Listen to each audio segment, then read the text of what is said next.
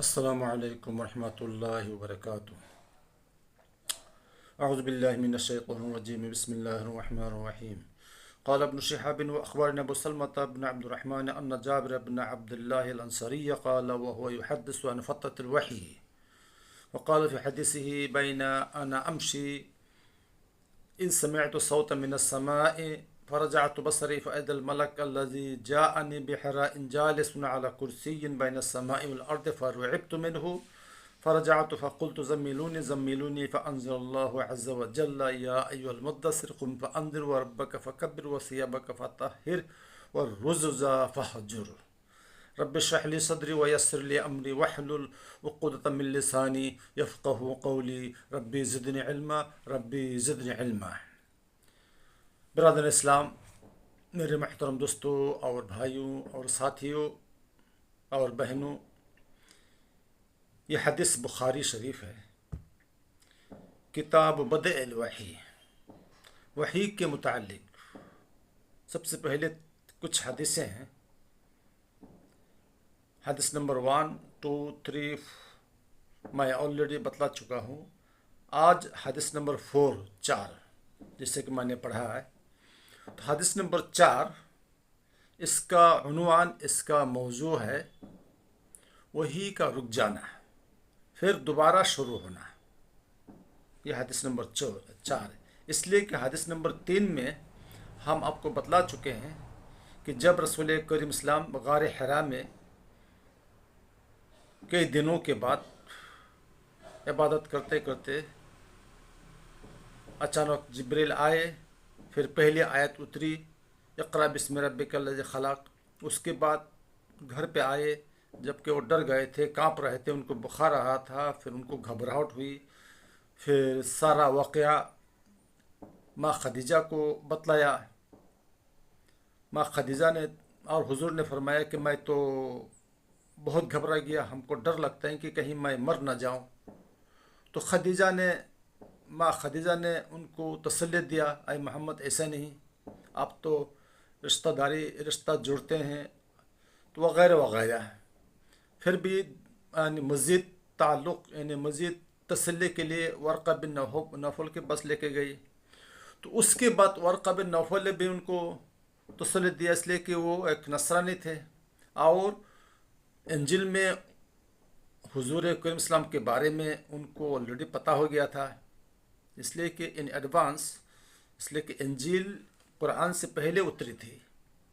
تو انجیل آسمانی کتاب ہے، تو اس میں حضور کریم اسلام کے بارے میں اس میں بیان تھا کہ ایک نبی آنے والا ہے۔ تو صحیح وہ آ گیا۔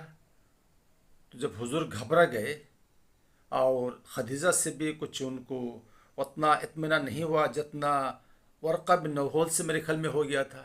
پھر ورقہ بن نوفل نے ان کو بہت اچھی طریقے سے سمجھایا کہ محمد تم کیوں گھبراتے ہو، یہ تو وہی فرشتہ ہے جو ہر نبی کے پاس آیا، موسیٰ السلام کے پاس آیا، عیسیٰ السلام کے پاس آیا، وغیرہ وغیرہ۔ تو یہ میں نے آپ کو بتلایا تھا۔ تو اس کے بعد تھوڑے دن کے لیے وہی رک گئی تھی، جبریل کا آنا، جس سے حضرت کریم ہمارے نبی کریم اسلام بہت ہی پریشان تھے کہ وہی کیوں رک گئی، جبرائیل کیوں نہیں آ رہے ہیں، پریشان تھے۔ یہ اللہ کا حکم ہے، ان کا تقاضا وہی جانتے ہیں، تو اس میں کیا حکمت ہے وہی جانتے ہیں۔ بہرحال پھر اس کے بعد وہی آ گئی۔ تو وہی کہہ رہا ہے کہ وَهُوَ يُحَدِّثُ، یہ راوی ہے جابر بن عبداللہ انصاری، وہ کہتے ہیں کہ وہ روایت کرتے ہیں اسلم سے، وہ کہتے ہیں وَهُوَ يُحَدِّثُ، وہ حدیث بیان کرتے ہیں وہی کے بند ہونے کے بارے میں اسلم سے۔ تو انہوں نے کہا، حضور کے اسلام کی، وہ کہتے ہیں کہ رسول کے اسلام نے فرمایا کہ بینا انا امشی، کہ جب کہ میں چل رہا تھا، رسول کریم صلی اللہ علیہ وسلم فرما رہے ہیں جابر بن عبداللہ سے کہ بھائی سنو، جب میں چل رہا تھا راستہ میں، اس سمعت صوتا، اچانک میں نے ایک آواز سنی، ایک آواز میرے کان میں آئی، میں نے ایک آواز سنی، میں نے سامع آسمان سے، جب آسمان سے ایک آواز آئی، فرفعت بصری، میں نے اپنی نگاہ کو اٹھائی، دیکھا اوپر، فاذا الملک، اچانک دیکھا وہی فرشتہ جو میرے پاس آیا تھا، جاءنی بغار بحرائن، غار حرا میں، وہ اس صورت میں آیا وہ فرشتہ، جالسن، وہ بیٹھا ہوا تھا، علی کرسی، ایک ایسی کرسی پہ، بین السماء والارض، جو آسمان اور زمین کے بیچ میں تھا. یعنی وہ فرشتہ اتنا بڑا تھا اور کرسی اتنی بڑی تھی کہ پورے آسمان اور زمین کے بیچ میں. اب بتلائیے ان کی بڑائی، ان کی حجم کتنی ہے، اللہ بہتر جانے. پورے آسمان کو لے کے وہ بیٹھا ہوا تھا. تو فرعبت منہ، میں گھبرا کیا، ڈر گیا. فرعبت منہ، میں گھبرا گیا. فرجعت، پھر میں گھر آ گیا. فقلت، میں نے گھر والوں سے کہا، مثال کے طور پر خدیجہ سے کہا، زمیلونی زمیلونی، مجھے چادر اڑا دو، کمبل اڑا دو. ان کو ہو سکتا ہے کہ ان کو اپنا ٹھنڈک لگ رہی تھی، جاڑا آ گیا تھا، یا ڈر گئے تھے. فانزل اللہ عز وجل، تب اللہ رب العزت نے اس آیت کو اتاری. کیا؟ یا ایھا المدثر، آئے کمبل اڑے ہوئے، آئے چادر یا کمبل اڑے ہوئے یا اڑنے والے، یعنی آئے محمد السلام جو کمبل لے کے سوئے ہوئے یا چادر لے کے لپٹے ہوئے سو رہے ہو. قم، کتنا سو گے، اٹھو اٹھو، قم، اٹھو، جاگو. فانذر، اور ڈراؤ، قوم کو نصیحت کرو، مکہ والوں کو ڈراؤ، نصیحت کرو کہ بھائی اسلام ایسا ایسا ہے، اللہ کی عبادت کرنی چاہیے، بتوں کو چھوڑو، ان کو سمجھاؤ. قم فانذر وربک فکبر، اور اپنے رب کی بڑائی بیان کرو. وربک فکبر وثیابک فطہر، اور اپنے کپڑے کی صفائی کرو. وثیابک، اپنا کپڑا، فطہر، صاف کرو، پاک کرو. والرجز فہجر، اور بتوں کو چھوڑ دو. والرجز یعنی ناپاکی یا بتوں کو چھوڑ دو، یعنی کیپ اوے فرام آئیڈلس، یعنی یہ صنم ہے، ان کو چھوڑو، یہ ناپاک ہے، یہ پلید ہے. تو یہ آیت اتری. سورہ مدثر 1 سے لے کے 5 آیتیں ہیں. فحمی الوحی، ماشاء اللہ، اس کے بعد سے وحی دوبارہ یعنی اسٹرانگلی، یعنی لگاتار آنے لگی. فحمی الوحی، پھر وہی یعنی مسلسل آنے لگی. وہ تواتر، لگاتار. تو حمیہ کا معنی ہوتا ہے کہ ایزیومز، یعنی استئناف، دوبارہ وہی کا آنا شروع ہو گیا. وہ تواتر، لگاتار، مسلسل، اس لیے کہ بیچ میں وہ اسٹاپ ہو گیا تھا تھوڑے دن کے لیے. اس کے بعد الحمدللہ وہی کا آنا، یعنی جبرائیل دوبارہ آنے لگے، لگاتار، مسلسل. یہ حدیث نمبر 4 ہے. یہی حدیث بخاری کی دوسری جگہ بہت جگہ ہے، جیسے کہ حدیث نمبر یعنی 1 2 3 4 5 اور نہیں 1 2 3 4 5 6 7 8 اور 8 جگہ میں ہیں.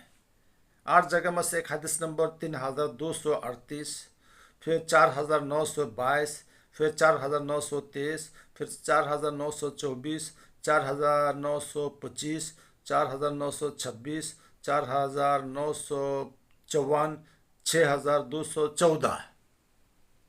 یہ نمبر حدیث کے ان نمبروں میں سیم حدیث یہ مذکر ہوئی ہے. تو الحمدللہ یہ نمبر 4 میں آپ کو بتلا چکا ہوں. اب آئیے اب بتلاتے ہیں حدیث نمبر 5، حدیث نمبر 5.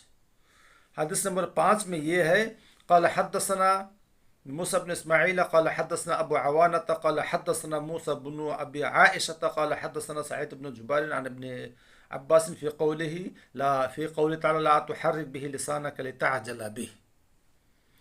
تو یہ سعید بن جبیر روایت کرتے ہیں ابن عباس سے.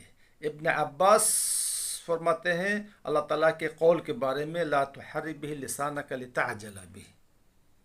وہ رسول کریم صلی اللہ علیہ وسلم سے روایت کرتے ہیں، یعنی لا تحرک به، آئے محمد السلام تم قرآن، لا تحرک به، تم قرآن کے لیے، وحی کے لیے اپنا اپنی زبان کو مت ہلاؤ.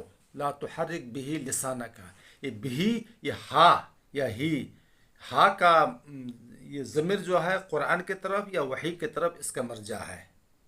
یعنی قرآن کے نازل ہونے کے لیے یا وحی کے آنے کے لیے اپنی زبان کو زیادہ مت ہلاؤ. لا تحرک بہ لسانک، اپنی زبان کو مت ہلاؤ، موومنٹ مت کرو وحی کی وجہ سے. لتعجل بہ، تاکہ تم جلد بازی کرو. یعنی جلد بازی کے لیے وہی اپنی زبان کو مت ہلاؤ. وہ تو جبرائیل آنے والا ہے، وہ تو رستہ ہی میں ہے. تم گھبراؤ نہیں، سخت انتظار مت کرو.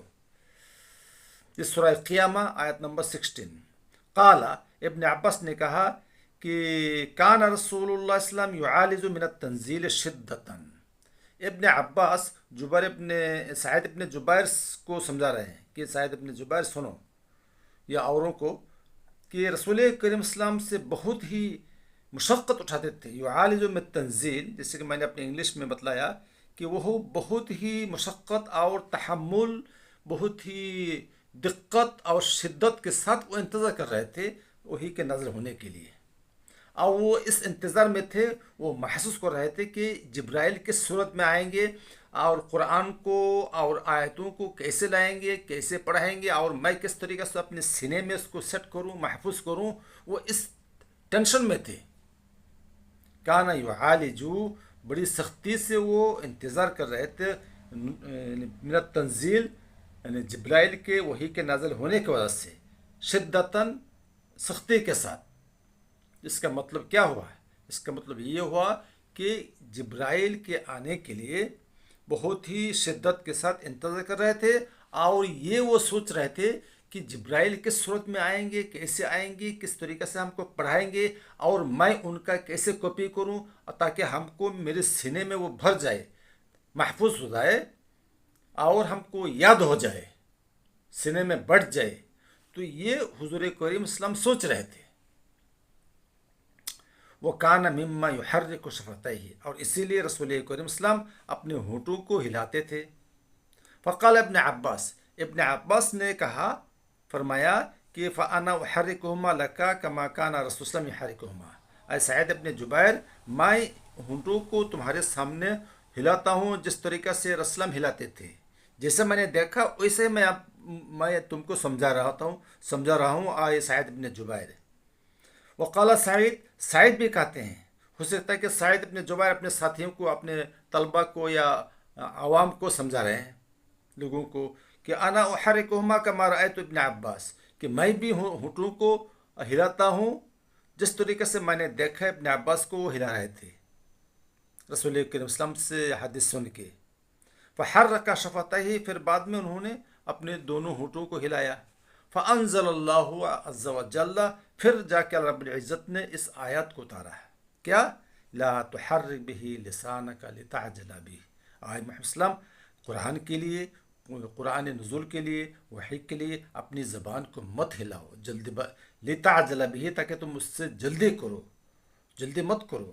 ان علینا جمعہ وقرآن، آئے محمد میرے ذمہ میں ہے، ان علینا، میری رسپانسبلٹی ہے، میری ذمہ داری ہے قرآن کو جمع کرانا، قرآن کو سیٹ کرنا اور اس کو پڑھا دینا. یہ ہماری ذمہ داری ہے، تمہاری ذمہ داری نہیں ہے. تم کیوں ٹینشن لیتے ہو؟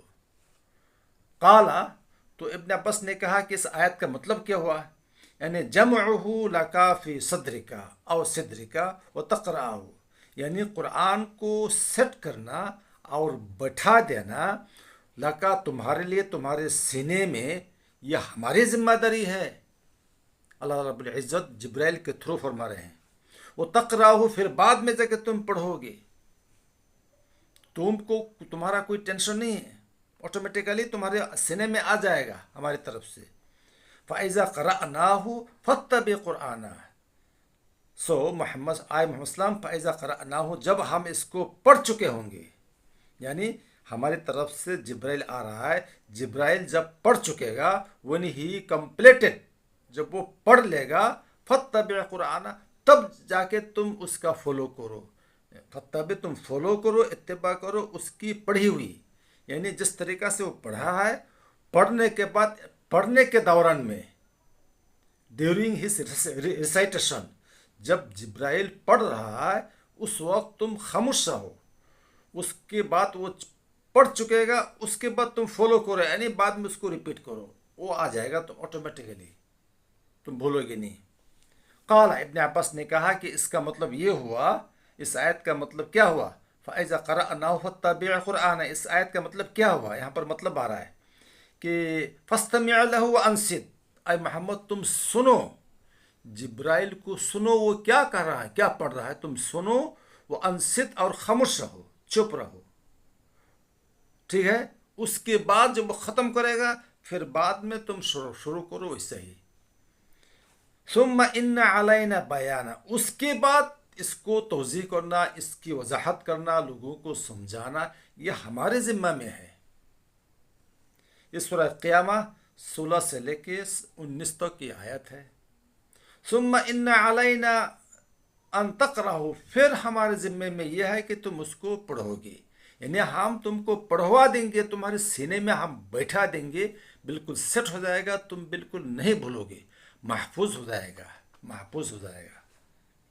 फ़कान रसूलुल्लाह सल्लल्लाहु अलैहि वसल्लम बाद ज़ालिका इज़ा अताहु जिब्रीलु इस्तमा, इसके बाद रसूल करीम सल्लम, इसके बाद रसूल करीम सल्लम जब उनके पास जिब्राइल आते थे कुरान लेके, वही लेके, इस्तमा तो यानी तालीम के मुताबिक जिस तरीके से उनको पहले बतलाया गया कि भाई जिब्राइल जब आता है, जब वो आते हैं तो गौर से सुनो, चुप रहो, तो वैसे ही हुबहू यानी हस्ब तालीमात व इरशादात, वो जिब्राइल नेक्स्ट टाइम जब आए तो वो सुने, इस्तमा वो गौर से सुना।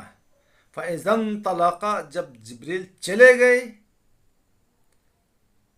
क़रअहु नबी सल्लम कमा कान क़रा, तो रसूल करीम सल्लम ने पढ़ा वैसे ही जिब्राइल ने जैसे कि पढ़ा, भूल यानी माशाअल्लाह ऑटोमेटिकली वो पढ़ने लगे, नहीं भूले, विदाउट एनी हेजिटेशन, यानी बिला तरद्दुद के जिब्राइल जैसा पढ़ा वैसे ही हुजूर ने पढ़ा, भूले नहीं, अल्हम्दुलिल्लाह।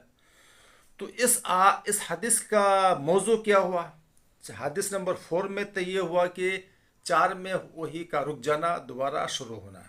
नंबर 5 में हमको ये समझ में आ रहा है कि हुजूर करीम सल्लम यानी वही की हिफाजत के लिए परेशान थे।